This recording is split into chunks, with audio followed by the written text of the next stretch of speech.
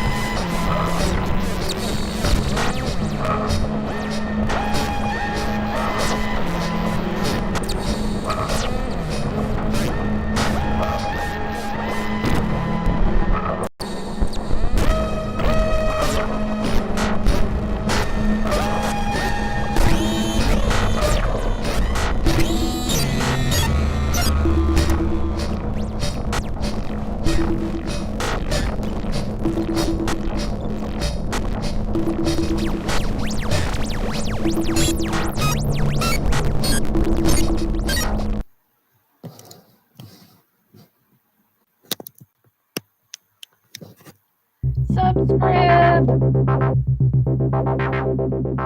to What the Heck.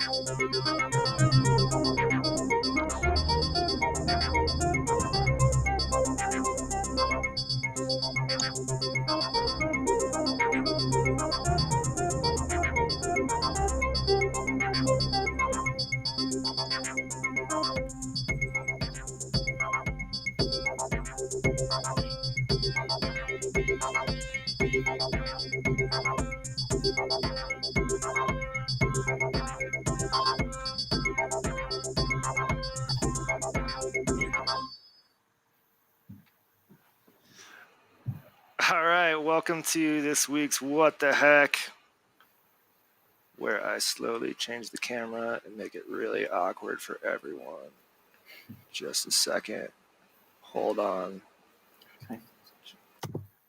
No. Yeah, okay, welcome to What the Heck. We have three people. We have Frederick, we've got Forrestine, and we've got Isaac. And we're going to do super fast introductions. Hey, Josh, Southpaw, Alex, Alien Signal. We got a crowd. Cool. Yeah, so first things first, who are you? Super brief is fine. And what is your most used module? Like the thing that you can't stop messing with no matter how cheesy it is. I guess I'll go first. Yeah. Frederick Foxtrot. That's me. I've just been on EMS for a little while, but I don't stream near enough. But I think the community is probably the coolest thing. And as far as I don't know, I'm repping New York out in Long Island. So if you have any friends out there in Long Island, look me up. And then for as far as modules that I like, it's really strange. I really like the phonogene, and it's really hard. I actually try to work it in as many patches as possible, even if it doesn't need it. I like sometimes try to force it, just because I like the kind of the challenge of it. It's really, you can make a lot of mistakes with it, and it's some of those mistakes that kind of end up being the thing you want. So, yeah, I guess that's my quick and short answer. All right, Forrestine. I'm still thinking about the question. I'm right. Forrestine. I'm from Canada, and it's snowing. And I probably use my VCA the most, but that's not very exciting at all. Hey, that's important. It was like the unsung hero of modules. So True. All right, Isaac, you're up. Yeah, I'm Isaac. I'm a student. I'm actually in Glasgow. That's why it's so fucking dark outside. Heck yeah. But I'm from the States. I'm from Texas. I make I'm working on making modules and also streaming here on EMS. I did the stream just like an hour ago or whatever. If I had to say my favorite module, is probably for a while it's been like the Make Noise Q Pass. Like that thing just always sounds crazy. Like as in like putting it in a delay loop and using it as like a phaser is just it's so cool. That's awesome. Hex 7, I'm in Colorado, where it's also snowing cold, although it's really bright and sunny right now. But I don't think you can see it. The window looks like it's a laser beam because it's just white snow reflecting inside. Yeah, and mine's probably a tie between the filter, of course, but I like you, Frederick. I like to fit in my Mega Drone in as many patches as possible, even though it's like kind of dumb. Like it's one note, right? Like I can't tune it to another pitch on the go. Like so, I forgot to use it on this patch, but I turned it.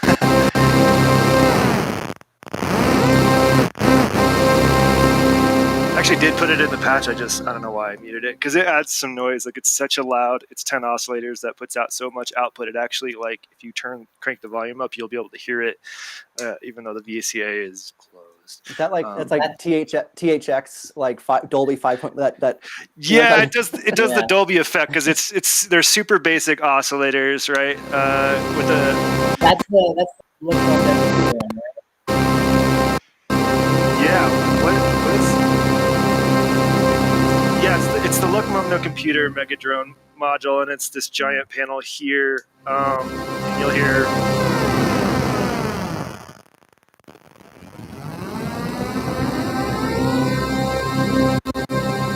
Actually, you might not have heard that at all because I had the noise suppression and stuff on, so it's probably algorithm. No, we but... heard that. All right. Yeah, that one I love to fit in. I think right now it's in C, which is kind of boring. It's usually in like some minor sharp. Anyway, it's pretty fun to do chords with too. Definitely has a sound though, and I don't have enough filters because Cosmo is big. I haven't built any small filters yet, so it's always unfiltered. Just sounds the same, which is, I don't know, I love it. So that's my module. Hey, enthusiastic electrons. We got to do like a DIY special one day where we just have people who've like blown up a bunch of capacitors come on and share module stories. But I want to talk about some stuff. Like Isaac, you were just playing a pretty rad set where you had some like you had some. Hold on. I've got some for this. Maybe it's N7. Nope. M7. Oh yeah. You had some like D&V chops going. I've been playing around with. So I have here. It's right here. It's my my Norn Shield. Yeah. A lot.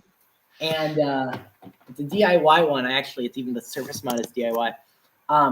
But it's got a script on it called Timber Player that I've been using a lot. That's just like a kind of Electron style, like sampling unit. And so I was just for that. It's just like I have a KeyStep Pro, and it's just the drum track from the KeyStep Pro going into that, and I can give it whatever I want. And so it's really easy to just like scale a sample up. So that's just actually just like a really raw Amen break. I think it's like just the original one. I just pitched up a little bit and just chopping it. Yeah, I mean it's the go-to, right? Like the Rample came with the Amen break. I think like that. I did not put that on there, but it's chopped up and ready to go, and I love it. I've been trying to get into more kind of jungle D&B stuff as of late because I mostly make ambient, and so like I'm kind of trying to get into like house and techno and all that more, I suppose. But I really love this Timber Player sampler because I don't have any like standalone groove boxes. Like I don't have like a Model Samples or a Digitact or whatever. Yeah. I really would like to try one sometime. But so this thing has kind of been a game changer that I now have like easy drums because like synthesized modular drums are cool, but They're too Totally. hard. It's so And they hard. they sound like, I mean, they always sound like, I mean, they're good, but it's like, The Bugle Bongo is like, yeah. you know. I just want to say I'm super glad that you're all saying this because I feel like a lot of people really like to keep things inside the rack, which I really respect, and I think that like some of my favorite players are insistent on making their own drums.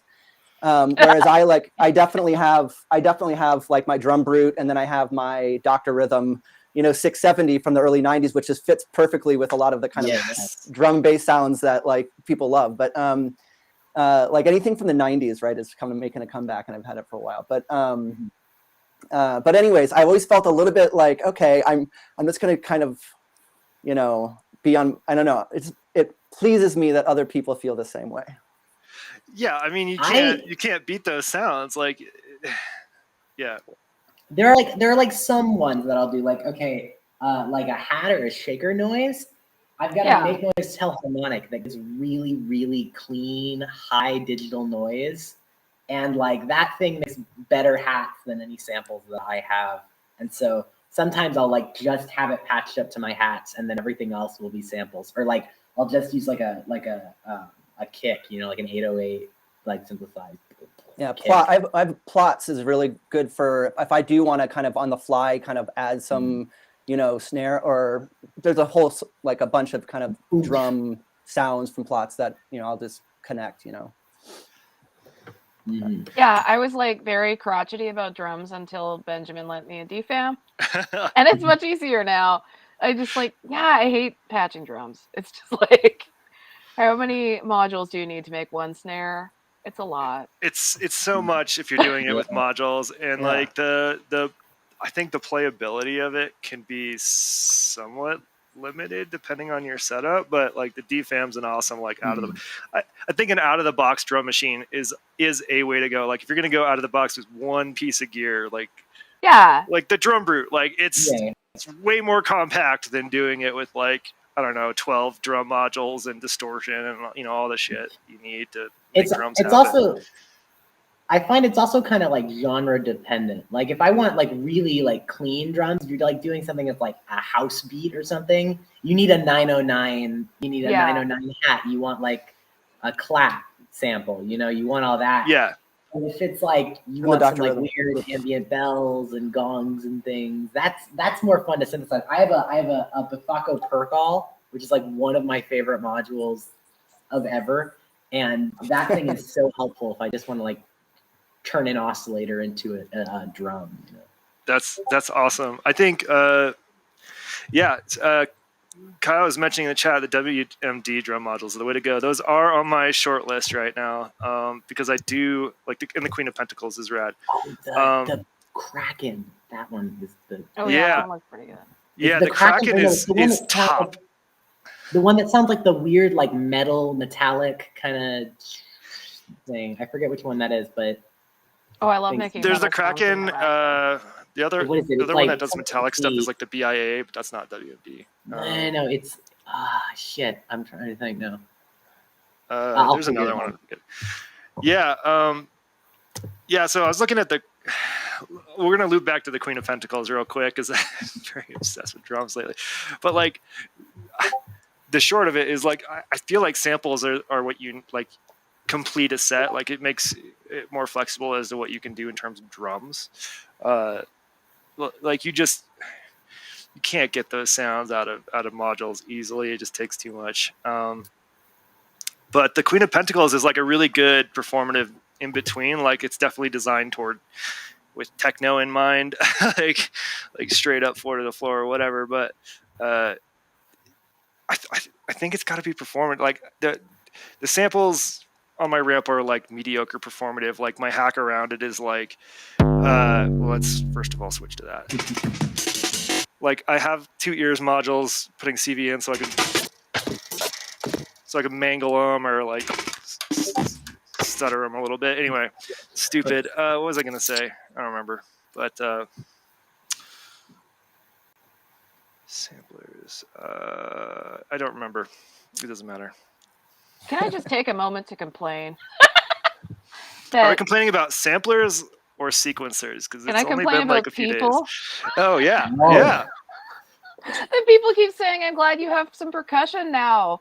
And I'm like, but I've always had some kind of like blam noise. I don't know what you want from me. I'm guilty of saying almost that. I was like, your melody game has like skyrocketed once you were forced to like use 8-step sequencers. Because like it's harder on the longer sequences. Like it always sounds good, and I'm not. This isn't like a complaining. It's just like now I can bob my head to stuff. I don't usually use really long sequences. I usually like do 4 steps or something. I don't know, man. I People don't are know. like hearing what they think Long something sequences are helps. overrated. 4 steps Really? is all you need. 4-step steps. sequencers. Let's go 2 steps if you're hardcore. Oh yeah, there you go. I just like, Maybe it's a BPM thing. Yeah.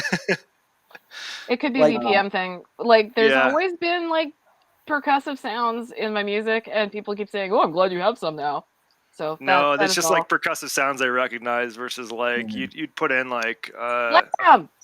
yeah, like blam is a fine. good way to put it because it's I don't know, it wasn't like always FM synthesis, but like some of the more notable ones sound like almost like a crazy FM drum or something. I don't know. Yeah, you And have I had a always had BIA something. in my case for like several months. Oh yeah, that was the thing I I'm wanna get remembering. another one. Like I was just like, what the hell? Anyway, glad you're not doing drones anymore. I'm like, I did. Anyway, I've always I thought do your want to rhythm- complain. Oh, go ahead. I was gonna say I always thought your music was rhythmic, but I mean I definitely, you know, I don't think when I think of like the typical patch, the 4-scene patch, you hear the big splashes, but it's maybe not necessarily I'm gonna intuit when it's gonna happen next. oh yeah, Right? you shouldn't get to. Yeah. Yeah. which is what I think I think where the regularity of that attack, right? I think is what people mean when they say, Like oh, now there's rhythm, right? And that's what I think I mentioned this to you earlier on, like that your rhythm is not the same thing as a lot of people's rhythm, right? Which is unique. Which was unique about it. He's not talking about sense of rhythm, just the way you use rhythm in your track. Exactly. You're not a like regularly spaced attack, like, you know, hard edge defining exactly what is that. And you can't, like I said, you can't necessarily always bob your head because you don't know exactly when the next one's maybe coming along. But Whereas the DFAM's like, I'm gonna do the same thing over, party time. Like, Oh, except I've started triggering it randomly again, so I guess Yes. people will be sad now. good. I say keep on doing what you do. Yeah. Who cares? Just make stuff that you like. I need to figure out a way for like a random pulse because I've got a West Coast random source. I've got a Sputnik one, but it doesn't really make like just like random clock pulses. You know that just that kind of thing. Yeah. have Like I'm 2 wondering, different is there a way to modules that catch put out a random gate. with like a sample and hold or something, or because it feels like even if you use a sample and hold, it's still like regularly quantized to something. Like it's always going to be like whatever in a division of some kind. Well, like Diode Chaos has a random trigger, but it's not very square. Yeah, This thing is like that kind of an awesome little sequencer. It's the Bastel Bit Ranger. Oh, And it's like hardcore because there's no filter on it. Like full open oscillators that are gnarly that are sort of FMing each other a little bit. But the cool thing about it is the clock speed is just an LFO, right? And it's got a bunch of inputs, so you can like it's got a shitload of clock dividing here, which is also awesome, and some like combinating and stuff. So you can use pitch and clock dividing and stuff to really do some crazy variable clocks and stuff with it. You just never see me stream it because it's even like kind of harsh to me, and I like bad sounds. yeah. There's no bad sounds. It's just bad applications of sound. There's just bad ears. I got to get better ears. Your ears are wrong. No bad sound, just bad taste. Yeah. That's cool. Variable clock. That you were talking about variable clock the last couple of days, I think. And that just got me thinking, like, how would I do it? I have no idea. So like, yeah, I just the thing is like, because I think Noise Tools has one or something like that, or I feel I'm trying to think of it just like something where it's just like a clock that just goes just whenever, because There's a few Zlab modules that do that. Oh, Zlab is LFOs. You can use LFOs with hard edges that if they have Yeah. voltage input to, cool. okay. Maybe because I have two voltage controlled LFOs actually, so maybe I'll try. Yeah, that could be fun to try. Yeah, if you could put something into the rate in and you could put like a noise I source could into probably it. just put a fluctuating or a sample and hold voltage into the. Yeah. So to bring back the. Oh, yeah. Go on. There you go. Ahead. I was going to say to bring back the. I was trying to doing a pitch defense of Wogglebug a few weeks ago, I think, Oh, and yeah. and you actually not only does it have the Woggle LFO, which will make the stutter, but it also has a speed input as well and an influence. So you're able to take external like rhythm sources to then even further like complicate the actual clock if you want to use it as a clock. So and then of course you can take that and put it into one of like your attenuverters and maths to then be able to manually then kind of shape it and pitch it, So I don't know. I think that at first glance, I was just looking at how I might do it, and that's probably how I might do it. Isaac, you're working on a clock module, right? Like, am I misremembering? I am, yeah. So I've had an idea. I'm just now learning about some, I'm getting into STM32 coding. I've never done any coding before. And so I'm starting to learn C++ just for university. And I was thinking it would be really nice because I really like 1U. I actually have a 1U module in the mail that it's my first PCBs. I'm really excited about it. Ooh, what is it? It's called Shale. It's just a little amplifier. It takes a stereo mini in and then just gives you modular out, and then it's got two attenuverters, so you can do a balance if you want for like LR levels. But I was thinking there aren't really that many modules aside from something like PAMs that have just like a number, just like a BPM as a number, and then you can just press play and like use that as like a master clock, because it's hard to find things that have the screen on it. Like sometimes you'll have a module that has maybe like some little labels on the knob or something. But I thought it would be really handy just to have like a 3-digit, like 7-segment displays that is just like, this is 120 BPM. You can just start and stop it whenever. And 1U, so it's like not taking up space in your rack. Man, I think I've seen that before.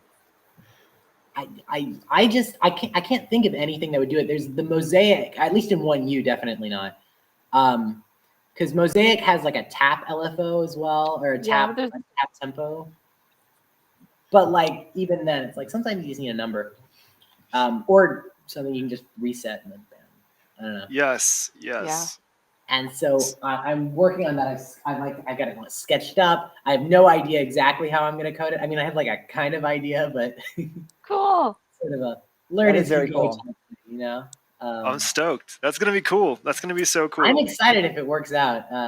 I'm trying to kind of get together like a whole little line of 1U utility modules, because I really like 1U utilities modules. And I recently purchased this case, has 204 HP or 208 HP of 1U space that is going completely unused. Unused, wow. It's like just gonna mult strip. Yeah, that's what I was thinking. I'm working on a tileable attenuverter, so you can just have 20 attenuverters all in a row that could act as a big mixer, a 20-channel mixer or something. Nice. So hopefully you can just toss those in, ad infinitum. With some bipolar LEDs, because Yeah, they've got. I really wanted to do. I was looking into sourcing parts for. I wanted a. So you know how like the Volcas have the clear knobs on there?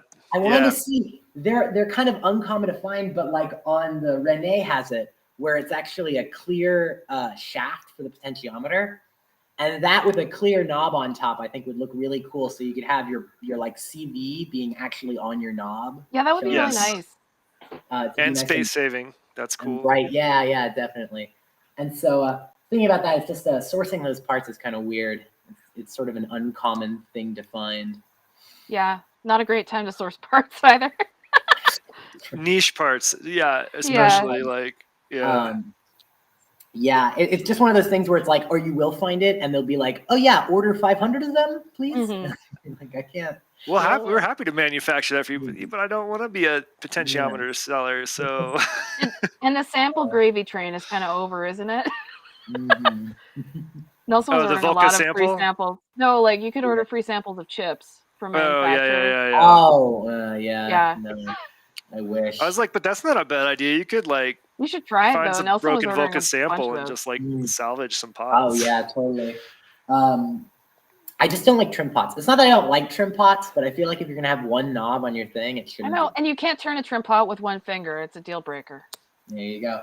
The big struggle with it is Wait, like, we're talking trim pots. We're talking about the little tiny blue like or whatever. like the little ones. I'll say the thonk, like the tall trimmer toppers, like I have on my Volca. I have the clear ones actually, so you can see through it. Those And are it's a pretty little- nice, yeah. a I want little to get some bigger. more of those. Oh, see, that's not what I'm referring to. I was referring to like the ultra tiny that are just like a tiny little copper or brass screw head that you need the tiny screwdriver for. Oh yeah, like on some of the what's it the endorphin stuff. They've put Yeah, I mean, I couple- have some on my modules too, like specifically the oscillators, because it's they're for like centering, tracking, and some other stuff. Yeah.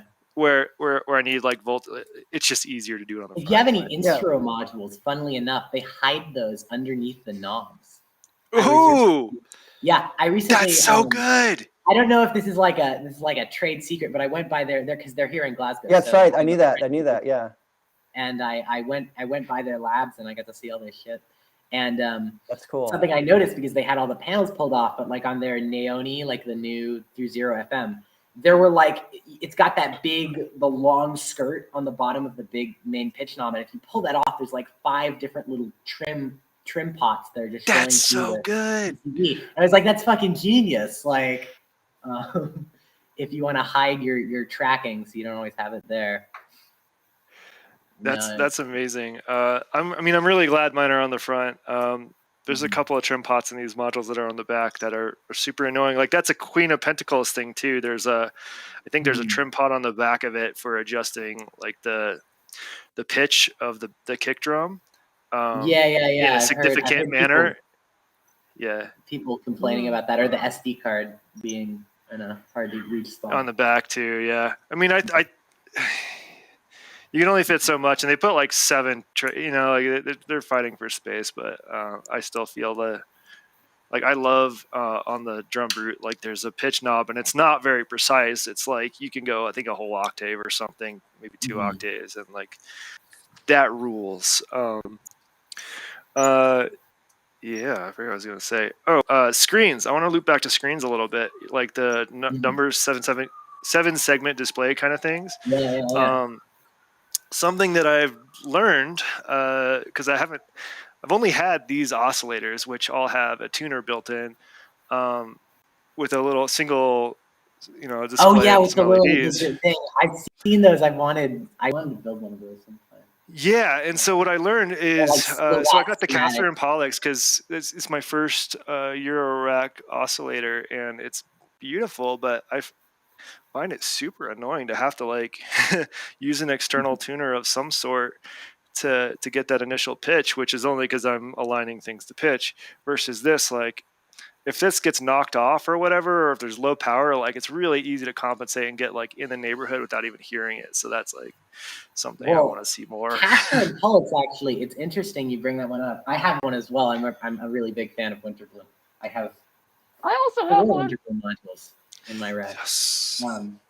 I love Thea's stuff, but that actually, I don't know if you know, but it has a special because it has a microcontroller in it. It's an analog oscillator. It's a digitally controlled oscillator, but it's got a microcontroller in it, and the pitch knob on it is less sensitive near the middle than it is on the sides, and that is something that I haven't really seen anyone else do, and I actually find it's my easiest to tune oscillator because I have like the 2HP one, and I have a couple other VCOs where it's like you do have to pull out a tuner, but with this, it's just like if I get it kind of around the center, it kind of snaps to where it's supposed to be.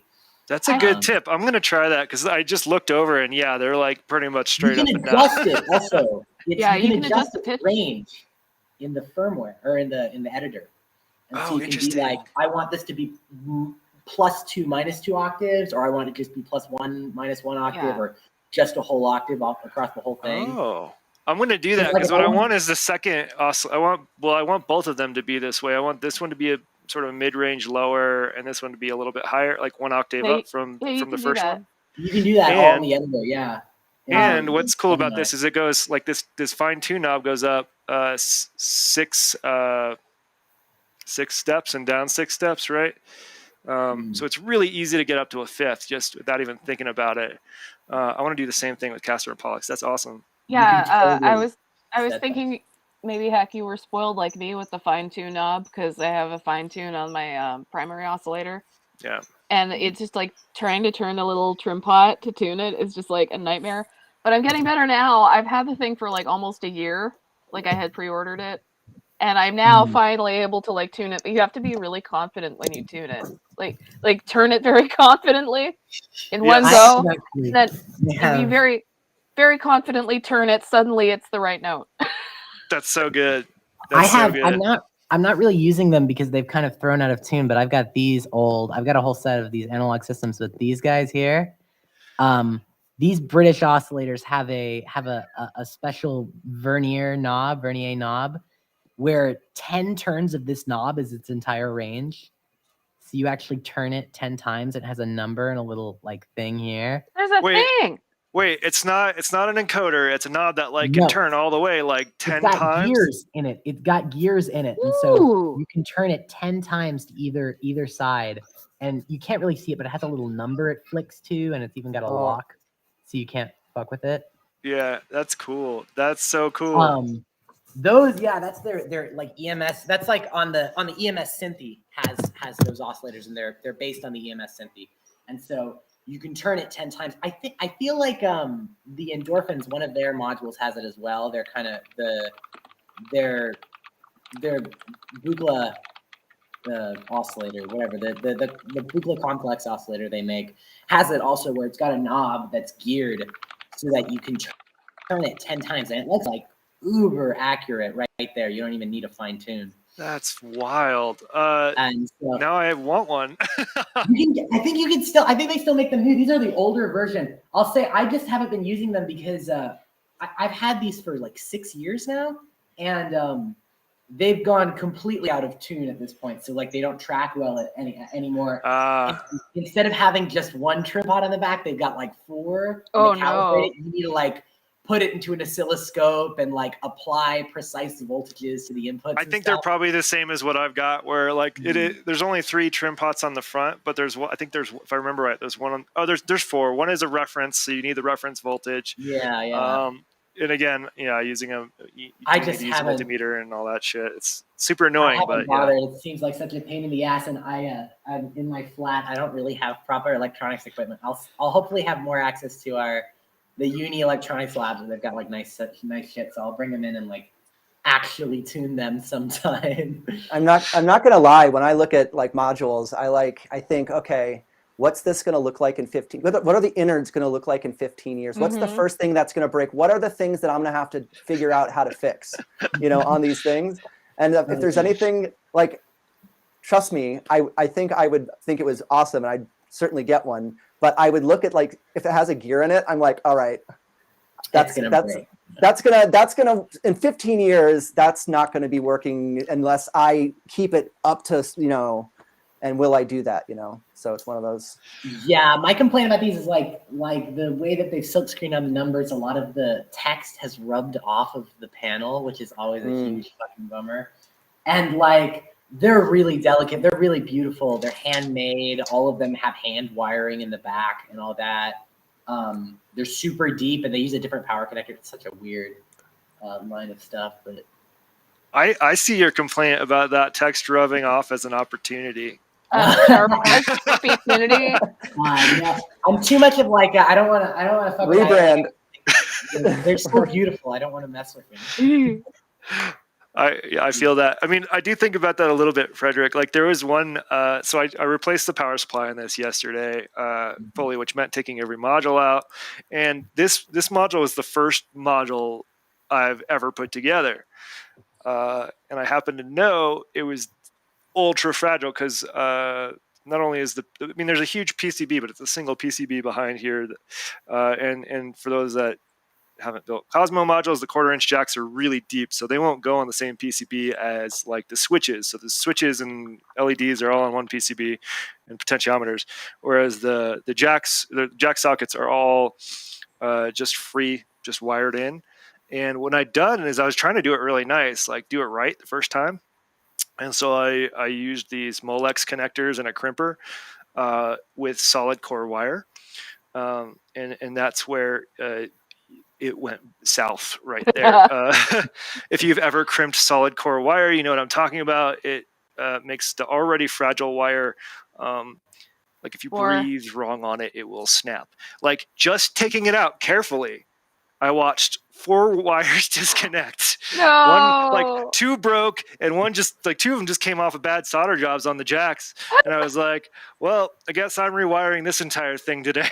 Like, so I went back and like pulled all the Molex connectors off and desoldered a bunch of stuff. It's like when you bend a paperclip a bunch of times. Yeah, it's exactly what the effect that crimping has on solid core. So yeah, stranded for anything you're crimping for sure. But now it's solid. I have a DIY synth that's like that. That's all actually, hold on, I can grab it right here. It's all solid core, or it's either solid core wire on the inside, or I use those breadboard connectors like soldered to strip board. So it's currently contained inside here, but this wiring is awful. Oh my gosh. And it's so fragile. So you know, like my pain, like, you know, if you remove that lid, like things are going to happen. Lid. Actually, it stays together pretty all right. I'm not going to do it now. This is a prototype for a module, if you'll believe it. It's a SH101 synth voice. Heck yeah. Yeah. I gotta get some Isaac modules, just the PCBs though, so I can make Cosmo panels. I am going to make the PCBs. I'm going to open source all this as soon as I finish it. So sick. Looking forward. Yeah, but like this thing, it's like the wiring in it is so bad. Like it's super noisy, and I don't think if I make a PCB, it's going to be noisy. I've been in kind of routing hell. I chose this as my very first kind of like design thing, which was a mistake on every account, because it's just like when you get to routing that on a single board, putting an oscillator, filter, mixer, VCAs, all that, like in one thing. It has like the PCBs I've been working on, just like routing the big connector in the middle that connects all of the things between the motherboard and the jack board. And it's just been a huge pain. So it's been like shelved for so long because, you know. You gotta start simple. Like my modules that I made are really simple. Like the first one that I made was this rotary dial, which is essentially just this dial, which already has 4 wires coming off. And then I made a really basic LED circuit, and that's it. But I got so excited. I found this out yesterday too. I got so excited when I built this, and just put it in the box. I didn't bother cleaning anything up. So when I took it out yesterday, somebody was like, holy shit, that's like a rat's nest. I was like, oh yeah, because my solder jobs were really poor. It's like these little the hook connectors shoddily soldered to the leg of a resistor. No LED legs have been trimmed, and they're bending and almost touching, which yeah. So I cleaned that up too. On strip board as well, which like Vero board, which is its own nightmare. Its own nightmare to troubleshoot.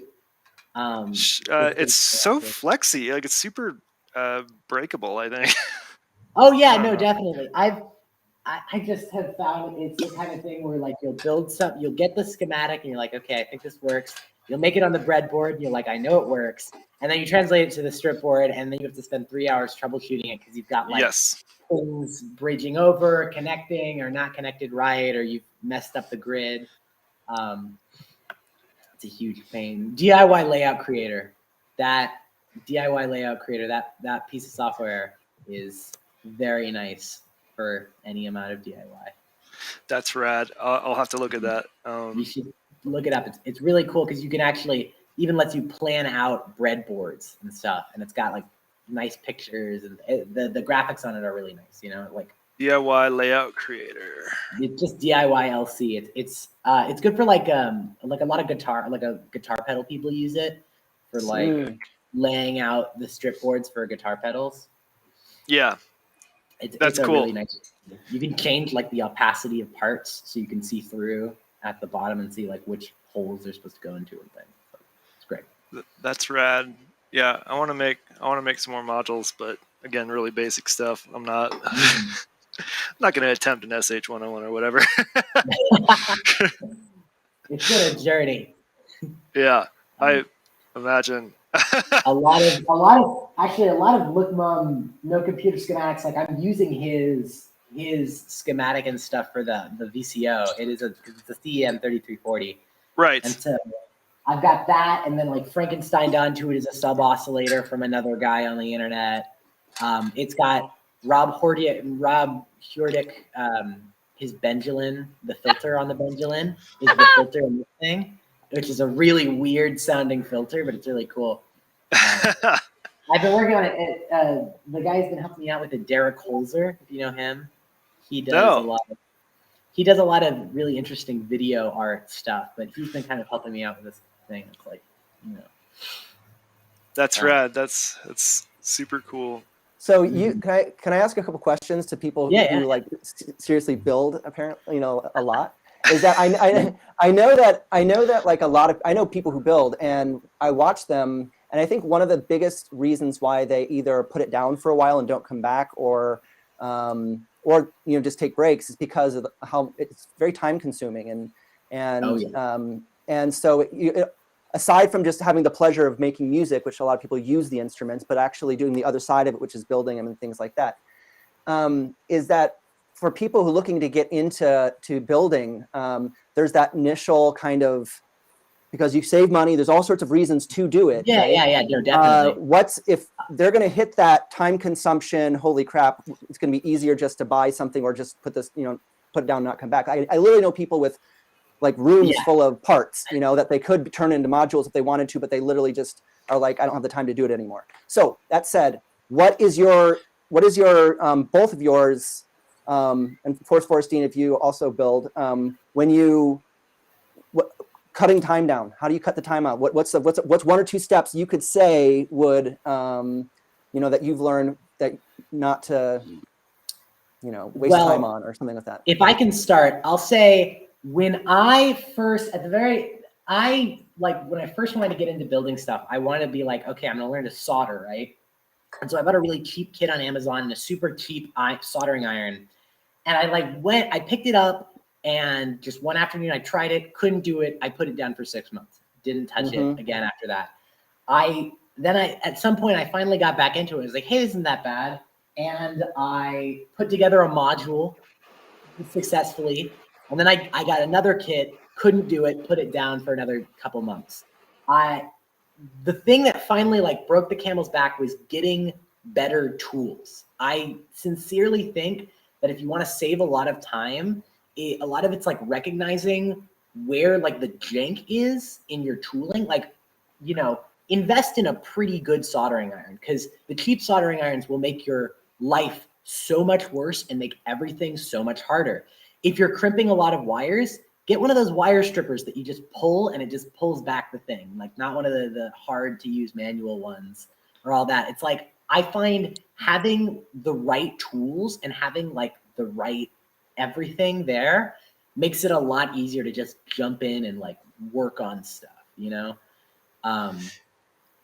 I would second that. I mean, there's a few exceptions to that, and I think I went a long way with the $20 Radio Shack soldering iron.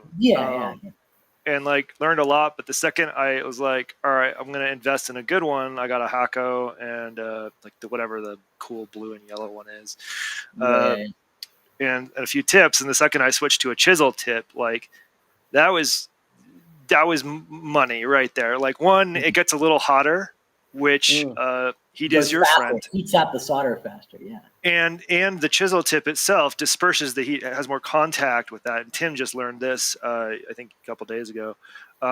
Just tried it out, using the chisel tip. But I would say things to save time are to start simple, right? Don't anything that requires wiring, that like if you see someone doing something like this, no matter how cool that thing is, don't build it. Like, don't start with wiring, because wiring takes a really long time. Even with the right tools, it can take a long time. Like this was one that sat on my bench for at least 6 months, and it's a dual Oh, that's beautiful. quantizer. Yeah, that is beautiful. But you know, it took me a very long time, and like it's a niche thing, not made by a company. Like one person made it and sent me a piece of the PCB when I sent them a little cash. And then it was up to me to like source the parts and make it happen. So like there's no one to help you there. Don't start there. Like start with something like all through hole, like comes with PCBs, hopefully comes with parts. Yeah, or and a lot of hopefully- the things that have surface mount pre-soldered Yeah. onto it, like Yes. the Winter Bloom kits are really good. I keep plugging Winter Bloom, but the Winter Bloom kits, like the big honking button, I have one here, the big arcade button. That thing is stupid simple to make. Yeah. That thing Yeah. is stupid simple to make, super useful, great module, and it's just like it takes you 2 hours to build it with even if you've never put something together before, and like it just works. You don't have to worry about it. Yeah.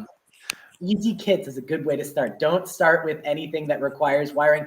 Don't start with anything that even requires you making a Mauser order for your own parts. Like Right. that is consuming and hard. Like I kick that can down the road. I hate ordering parts. It doesn't matter where you order it from. It's always kind of a nightmare experience. So Like my partner's favorite thing is making bombs.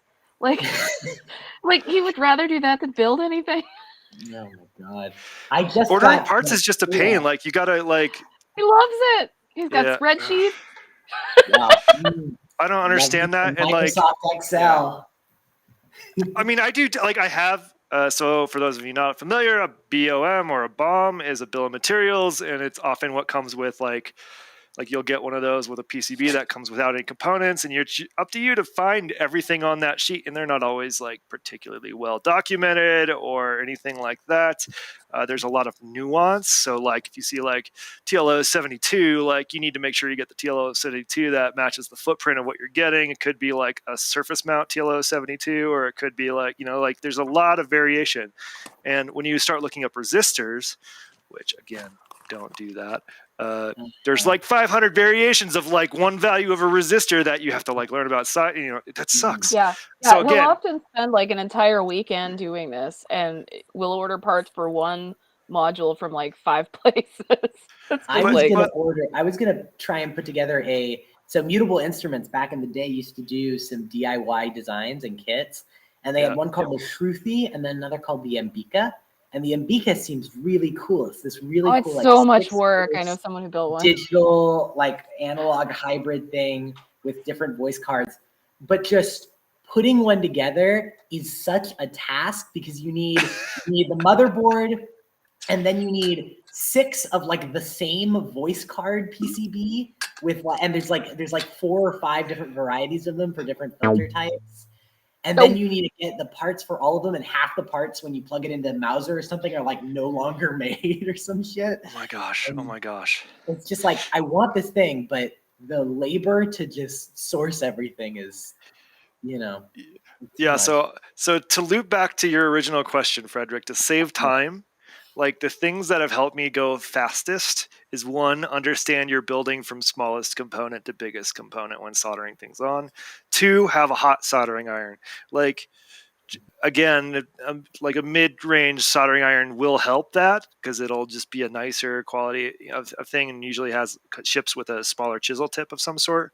But like the heat, like the actual heat value of the soldering iron matters just as much.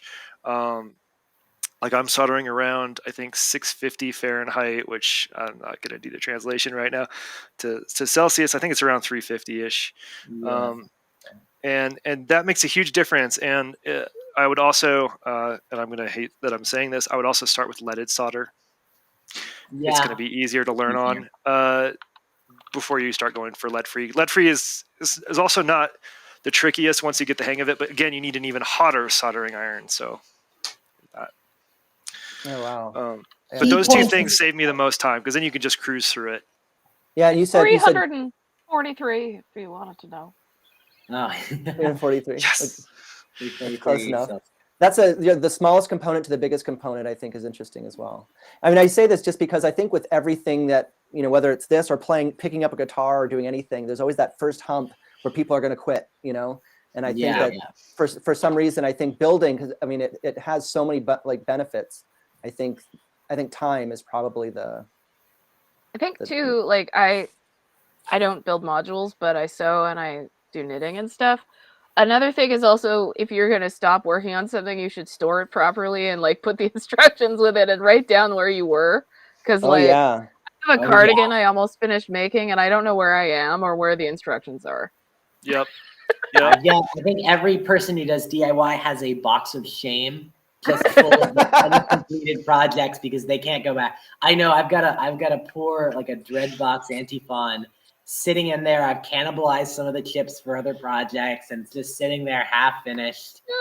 Yeah. And it's like, I should go back to it, but I just. Would it take you so long to even figure out where you are on something like that when you're in the middle of something? You're just like. You're like, oh, I'll just remember that. You will not. You won't. No. I just back in Texas for me, so I can't. I just don't care about future me is the problem. I'm like, future me can figure this out later. He'll catch up. He's decently smart. He's a smart guy. boy. No. Future me is like, past you is the worst. Past me is such a narcissist. It's ridiculous. But one thing that helped me like cruise through like I built most of this in like a year was that I didn't. I wanted to build Cosmo. I wanted to, save some money. And mostly I just wanted to build it, right? Like there's some satisfaction with the IKEA effect. Like I didn't design most of the circuits. And I built the filter first, which, it does nothing on its own other than if I crank the resonance, it can be an oscillator, I guess. But then I built one of these oscillators and all of a sudden, like I have a thing that makes noise. I didn't have a case. Like I had like a loose power supply and like the lid of a box, like kind of what you showed earlier, something like that, where it's just like loose and held together. And that got me fired up. So like I knew, okay, well, here's where I want to go next. So I got to build that. And so I just dedicated time to it because I was enjoying it. And the pandemic hit. So everyone was like in more hardcore quarantine, which also gave me more time to learn about. Yeah, this was basically my entire quarantine pet project was trying to figure out how to put together a synth voice. But then like once I had this built, like this is everything to me. Like I love it. I didn't have any other places to put modules in. So like my building pretty much stopped once I got to a place I was happy with. Until recently where I built another case with a new power supply down here, right? Like, sorry, let me back up more. That bottom left case. And so that's a Cosmo case ready to go that I built. And so now I'm getting a little more fired up because I'm like, okay, I get to plan a new case. I get to build some stuff. So I'm starting to put together more modules. And like the modules like this that are just in my cabinet will get used. This is essentially an offset attenuverter dingy. But like I can have more fun with that because like that's not a case I want to like take anywhere. I can put whatever I want in there. Like it can be super silly. So that gets me fired up. So I'll start building again. That's what got me going. But I built that power supply, which I'd been really avoiding because it's mains, and I didn't want to blow myself up. And I did not. And once that worked perfectly, I was like, okay, well, this one's power sagging, so let's try that power supply in there. And I did that, and everything just like worked perfectly. And I was like, well, now I know that those oscillators don't sound any good anymore. Maybe there's not enough power in that one, so I built it there. So that's when like that's what you're building something and like just the pure satisfaction, the concentrated serotonin you get from like spending a couple hours on building something and then plugging it in and hearing it just fucking work is the thing that really hooked me. It's just like you plug it in and it works and you can make music with it. Is just it's an indescribably cool feeling. And you get that every time to a lesser extent when you play with that stuff. Like it's like I would hug this if I didn't get 20 splinters doing it. Because it really feels good that I built that. Another thing I'm going to mention, just because you reminded me, if you've built a module for the first time and it's getting late, don't plug it in. Just go to Go bed. to bed. Yeah. Oh, yeah. I have some rules for sewing because I sewed over my finger once.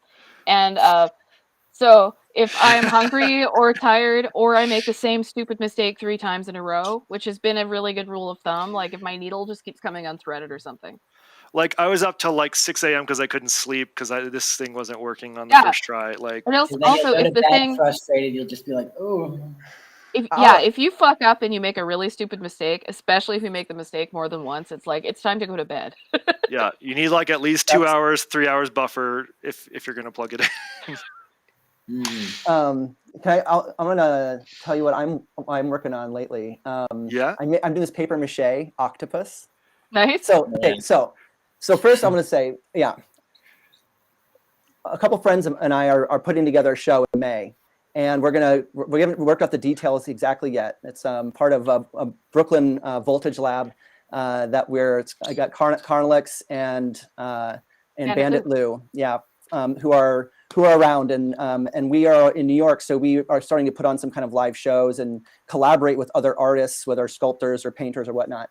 And for the next installation / project we're doing, we're trying to do 4 big shows a year. The second one, or the first one of this year, is going to be coming up. We're not sure exactly when, but for it, I'm doing a prototype or a proof of concept for the show, and it's a paper mache octopus that when you put like gates into my like circuit bent VCO that has like the Texas Instrument voice, like the speak and spell, and I'll use I'll use a patch cable in my thumb in order to do a gate, to do a trigger. Yeah.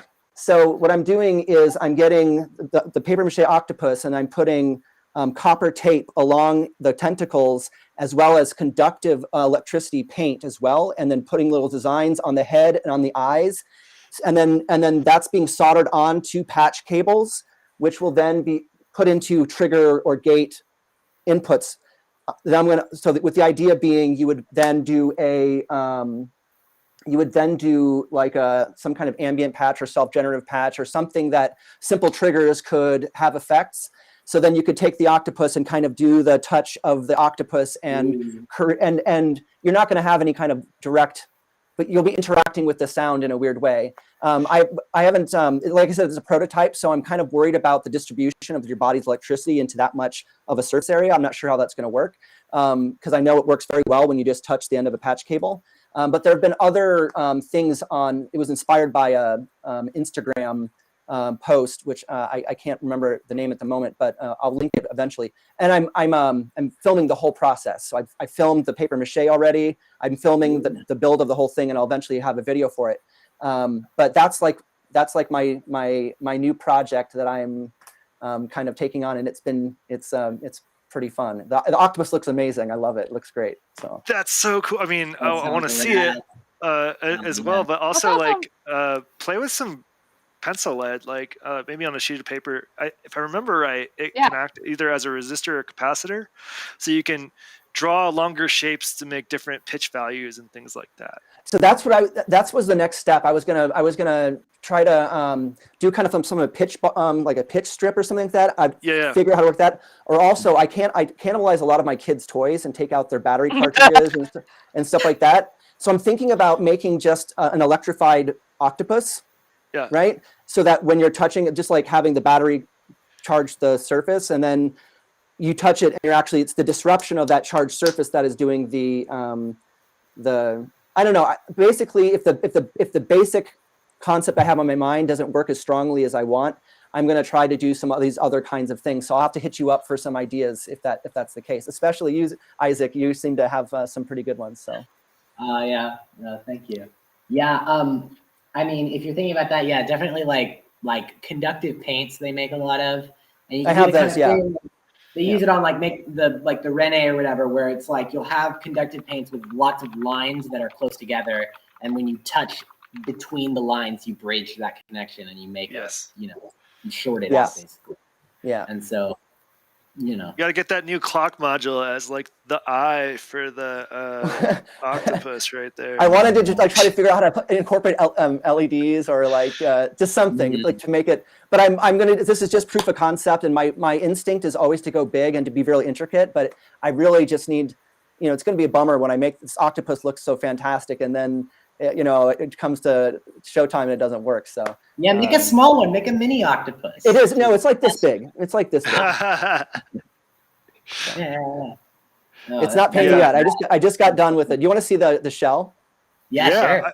And I think that size, like, I don't think you're going to have issues with too much like conductive material on the surface area. Like, I think it'll be fine, is what I'm saying. Yeah. I'll show you the tape I'm using as well. It was like 20-foot tentacles. There'd be some capacitance happening there, but. I'm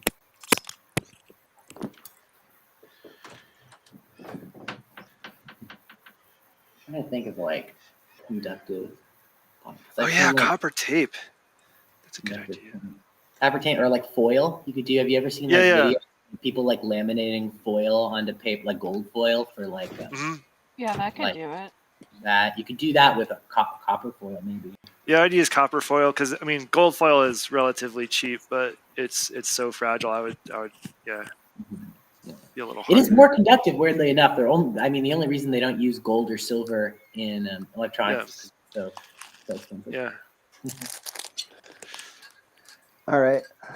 So. Ah! It's so good. And his video cut out for me. Yeah. So there it is. There we go. Yes. Oh my god, I love the eyes. Yeah. So cool. So menacing. So then I have copper tape, right? It's both sides. Both sides conduct. And then this is so expensive. I want to try and make it myself next time with graphite. But it's just this is the electric paint. Okay. Something that size, you shouldn't encounter any like. Yeah, and I'm not going to be doing the whole area. What I'm going to do is do like a strip here, and then here, and then the strips will go underneath, and it's hollow inside. Face hugger. That's horrifying. So yeah, I'm gonna paper mache the inside today. So then it will come inside, and then I'll do the soldering inside. I'll do like this little solder chamber here, and so then the patch cables will just come out here, and I'll probably try and set it right here. I don't know exactly where I'm going to set it, but then I'll take the conductive paint and just do like little designs on it, and so that when you touch it, it's not going to be like I'm not going to electrify the entire surface of the paper mache object. So we'll see. Look up on the Look Mum No Computer project site. There's I'm pretty sure. Let me double check. There should be like a aluminum foil drums. NoComputer.com. I hate typing that URL. It makes me think of that one ad for. They made a video. I don't know if it's on the project page or not, but there's a video on these like foil drums, and I think you could essentially use the exact same circuit for that in terms of like triggering the sounds. I wanted to mention just for my own reasons that it was Bandit Loon Carnolix were the kind of in our hatching. We like for this upcoming show, they really took the lead on kind of concept wise. So this was their concept that they kind of were inspired by this other Instagram. So I'm just doing a proof of concept from their idea. I just wanted to give credit where credit's due, but yeah. Hey, yeah, they're awesome, and both of them stream here, so that's cool. I haven't seen Bandit Loot in a little while, but I know they stream here. What else? Tim said, I made a synth xylophone with aluminum foil pads and spoons wired to ground. It was there you go. Like, just steal Tim's circuit. Because you just need to trigger stuff, right? The YouTube chat. The YouTube chat. Okay. I wanted to say that YouTube is not loading for me for whatever reason, so I haven't been able to see chat today. But I wanted to say hello to everybody and how are you doing? But I can't read what you're saying. But I'm not. Yeah, I got to find the link for it. I'm not sure where it is. It's just the circle. YouTube.com/Earth Modular Society /live. I think there's a C in there. You don't have to put the C in anymore. I don't know why. Oh yeah, there it is. Well, Let me see if Wow. it's coming up. Been typing 2 extra characters. Mhm. Oh, awesome. There we go. I've got the chat. Yeah, because if you can make it trigger stuff, like that's something I was thinking about doing in a different way, not like touch triggers, but like I was going to make it. I'm planning to build an out of the box module for if DEF CON happens for folks that so they have to pick locks to trigger sounds, kind of things. Oh wow. What? That is cool. Sounds wild. Obviously, the harder the lock, the cooler the sound. I've been which is doing that. entirely up to me. I've been doing that and mastering a 30-minute set. Oh. Yeah. well, what I did was so the set that I did on Christmas Eve, in a Christmas Day or whatever, on EMS was a set that I had done at the live show on in December 10th, and I recorded it, and I recorded every individual voice, and then reassembled the 30-minute set as loops. So I'll sometimes do this with like your 6 or 7 minute long track, but doing the 30-minute and getting the consistency across the way is like I wouldn't do it again. I'm going to see it through to the end, but I probably wouldn't do it again. That's so much mastering. This is why I never edit anything, is because I did it once. I don't edit anything. I've been thinking about, for like mastering has been on my mind as of late, because I've gotten to the point where I feel really comfortable with a lot of the sounds I'm making. Like I have a lot of synthesizers making a lot of noises, but like my master mixer is a Bifaco stereo mixer that's just 4 levels. And so I've been thinking about like investing in something like a Mackie 1202 or a 1204 or whatever, or the 1404, one of their bigger mixers. And then just, I wanted to make another utility module I was looking into making, was just passive line step down. So basically just voltage dividers. So you put a modular in and then you get a 1/4 inch line level out. Yeah. So I could just get a snake cable, snake it out of my modular into a mixer, and then use like the mixer for effect sends even to my modular stuff. Yep. And then That would be really basically cool. that would be nice, because then I could, because like I've been messing with VCV, and VCV has a nice mixer with all that, and it's just like, it's really cool just having per channel EQ and like a big long fader for the level of something. And that's something that I feel like modular is really lacking in. Yes. Like there's a couple things, like there's the Bifaco mix, the hex mix, which is really nice, but it's also massive. It's huge and it's very expensive. It's $500 to do it yourself. Wow. And all that. Yeah, what I would recommend, like if you're at all interested in recording multi-channels, is to go out of the box, because I think the box is better used for other stuff. And I would even look into like I love my Zoom L12, like look into the Zoom series. There's an L8. And the reason I like those is because you do have per channel control, which means the mix in the first place is just a little easier to manage. But the bigger thing is you can just hit record on the device onto an SD card. And record the whole 14 channels on mine. I think the 8 is 10 channels or something, because it's like individual channels plus the master mix. I think that's just the way to go. Like if you want to do any mastering, like being able to do that is super, I've been just thinking about it for stuff like a lot of I bought a compressor like a year and a half ago.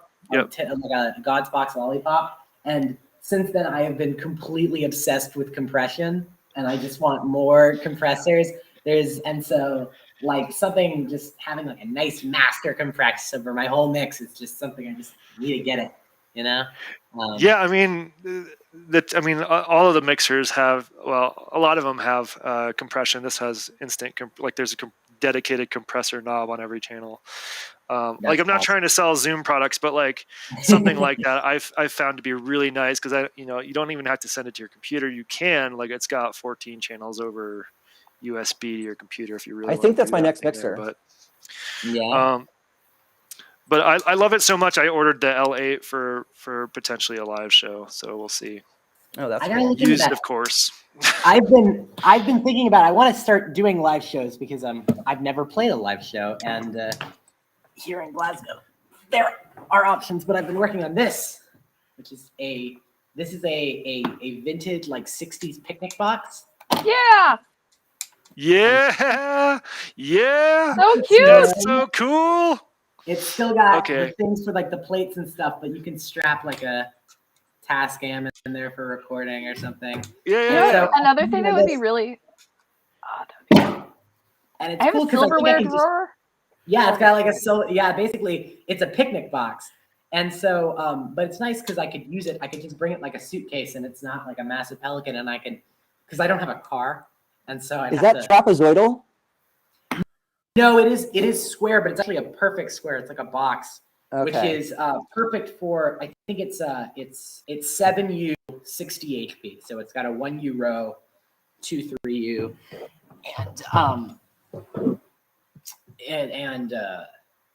2 3U, and then yeah, and it's just I've got a like a tip top Yuzu. So I've got some little utilities in there, and I've been working on like putting stuff into it, and then just getting it ready for a live show because I'd like to try playing live somewhere. There's a couple of places around here, and then various things.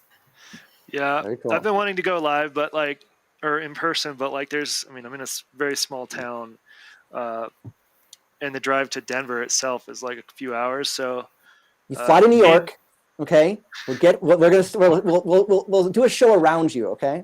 Hold on. Yeah. My modular is big. That don't fit on a flying with that. plane. Right. Like Yeah, even my it's like Eurorack case I made really big, but there is a show in Denver on the 18th that I hopefully will play at, pandemic permitting. So that's sort of what I'm getting ready for, and like all these updates. I mean, you need to toss that in like a flatbed or something. Like It's going in my like they're individually, the cases have handles and they're carryable like a suitcase. Like it's a heavier suitcase, but like my family's luggage suitcases are heavier than it, so it's like manageable, right? And I think I'll have to test to see what fits in the car, but yeah. I brought all this stuff from Texas to Glasgow, and which was terrifying, by the way, this much modular. And that's why I bought a travel case. So I bought this big Trogotronic Pelican, and then I didn't trust the Pelican, so I put this inside of another suitcase and then checked that bag. But it was really scary, actually. Weird story. So when I first got here, how did that go? Did you get flagged and like? Luckily, no. So I thought I was like, okay, well, TSA or border whatever is going to go through, and they're going to be like, they're going to check it out and stuff, because I didn't put any locks on it. But I put it in a really like a big plastic black suitcase. It's like one of the Amazon basics, just a hard shell on the outside. It's really nondescript looking. And so I brought that, and when we flew into Glasgow, neither of my big check bags were there. They were apparently on another flight that was coming the next day, which was really annoying. So I was already like anxious that they were still in Amsterdam or whatever.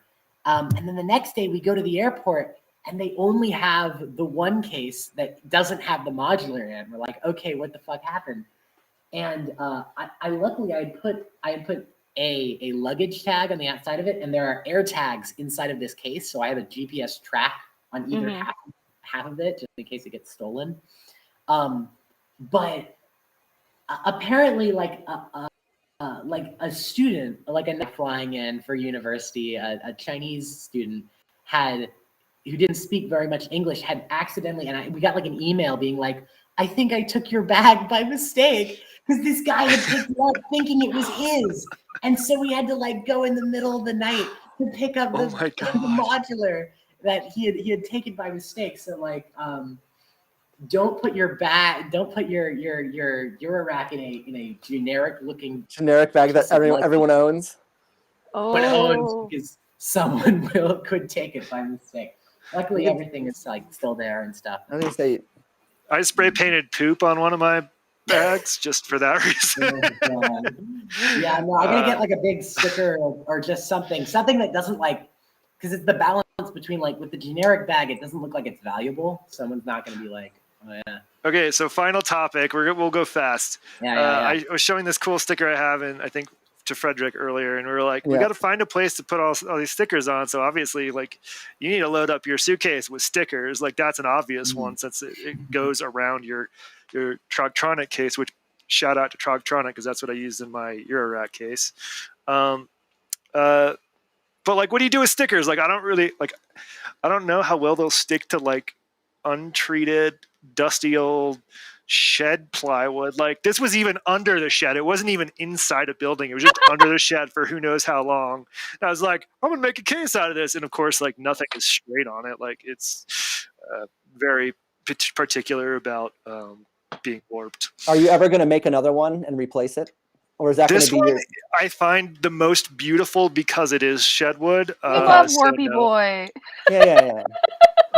But like, if you were closer, I can't really show you, but like, I put rubber feet on the bottom of all of these. One, to go over the handles because I hadn't figured out inset handles yet, and two, because I have like, I don't know, a 1/4 inch of washers between the foot on this side and the bottom of the board, and none on this side because like it's so warped. I have to, like, they can only stand in this order level. Bespoke rubber feet. Yes, exactly. So It's like, so- what should we do with stickers? Like, so let's Life is too short not to use the sticker, first of all. Yeah. Well, I have some on my laptop. I have some on books. Just put them on stuff. If you have I any usually kind put of them on my container- laptop cover, but I've dropped this cover enough that I actually stopped putting on stickers on it early because it just falls off. But like, I usually put them on the cover because then when I'm done with the laptop, I can keep the sticker art. Oops, upside down. Yeah, see, I And I covered. Also, I covered the. Well, I covered the Nifty case and stickers, which Nelson is now using, and it just makes it better, and also covers up the ugly logo. I agree. I mean, I love sounds better stickers. now. I love stickers. My friends like to make stickers. I have like so many stickers. I feel like I could open up like a little museum of like the musical sticker from like, 2014 or even earlier for the guitar pedals, like until now, Yeah, well, what I've been doing with my stickers is like at DEF CON, there's a sticker swap where you go and like dump a bunch of stickers and take a bunch of stickers. I just dump a bunch. Oh. like if we ever did a synth meetup and I went, like, I would do the same thing. Like, everybody bring some stickers, let's just dump them and people can take what they like, obviously only the cool stuff. But yeah, I want to coat my something and that's a freaking cool sticker. Oh, that's on my. I have one on my case.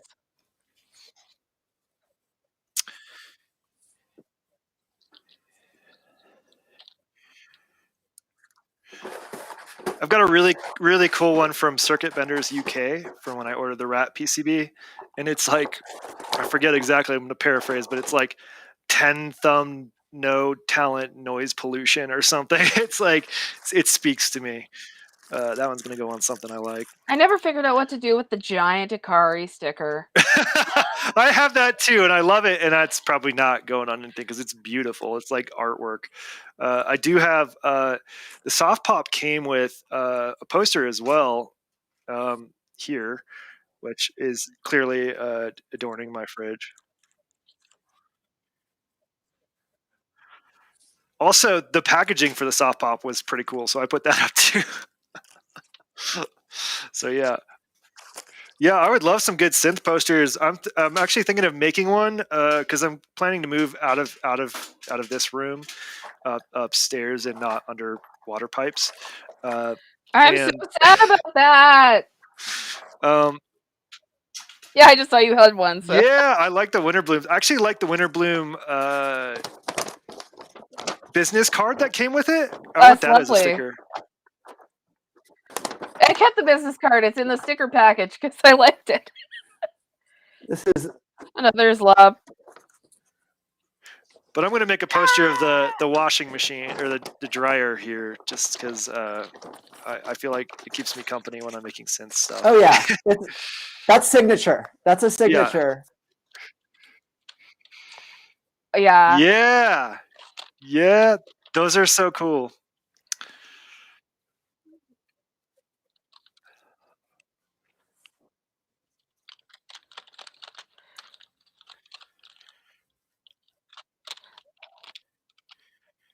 A pin? More percent people need to start including a pin. It's a nice pin.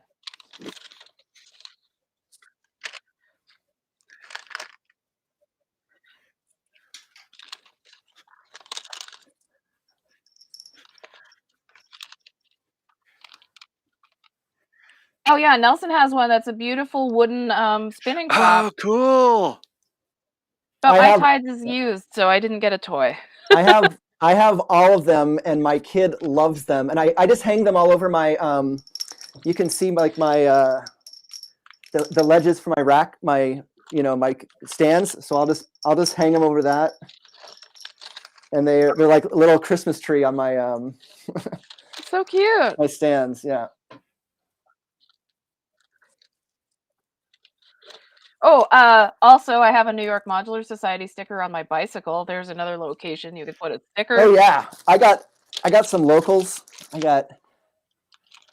Yeah. I have a Saddle Up the Robots, but Dissonant forgot to send me a sticker when I ordered my module.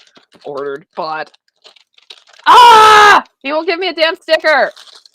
I have don't have a a CK sticker from sample behind anybody. where I play. This CK is sample a space. fridge magnet. Yes, I have 2 of them. What? All good. I have a pin. So like I can't use these stickers. I can't bring myself to do it. It's not like I want to. I just like I start to peel and There. Isaac, Cute. well I feel like if I had a calculator and I went into a public place, I think that might be the perfect use for a sticker. Nice. Yeah. I think that those are good because then you see someone across the way on the quad. Yeah. And you're Whoa. like, okay, we're the same person. Let's chill. Yeah. you know what I'm going to do? Oh, I have a patch too. Y'all are geniuses. You just made me inspired. Like I'm gonna build this case for like some of this outboard gear here for when I go live. So I need like my Tina the cat. sequencer and like a couple other things. When I build that wooden case, which will have a plywood lid and it will look sort of that, I should just mask off, like inset mask off the center of it, spray paint the center black, like a matte Cover black. it with stickers. Cover it with stickers. Yes. Yeah.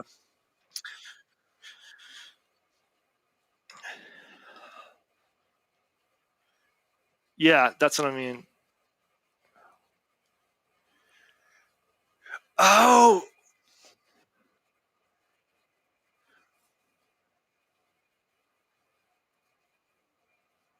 Oh wow. yep. When I did the Nifty case, I like sat down specifically to put stickers on it, and I very carefully cut all the stickers, most of the stickers. That's so cool.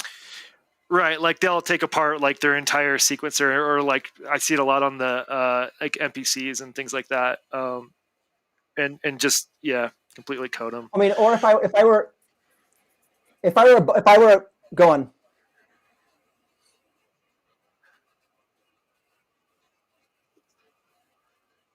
Yeah, that's what I was gonna say. Is like if I were in my bar going days of my of days of yore, then I would go. It's like just in the pisser, right? Like just the bathrooms of the places I usually frequent. You walk in and it's just. I mean, it's exactly that. It's sticker left or right, up and down. Yeah. It sounds like Isaac's audio is not making it to YouTube for whatever reason. What? Everybody be quiet and Isaac, only you talk for a second. I just want to confirm this. All right, that's probably good enough. And now we have to wait like 30 seconds.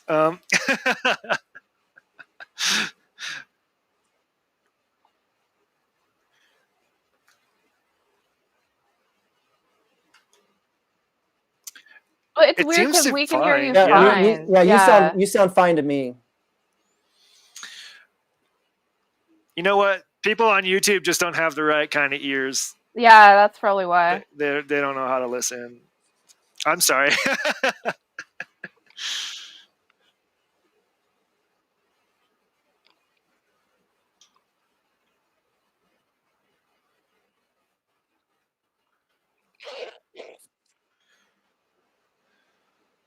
This is so weird. So weird. I don't know. Anyway, we've been going for An hour and a half. yeah. Let's call it. I'll play a little outro, and then unless anyone else wants to play the outro, and we'll end it. All right, I'm gonna do this thing. Do that and that.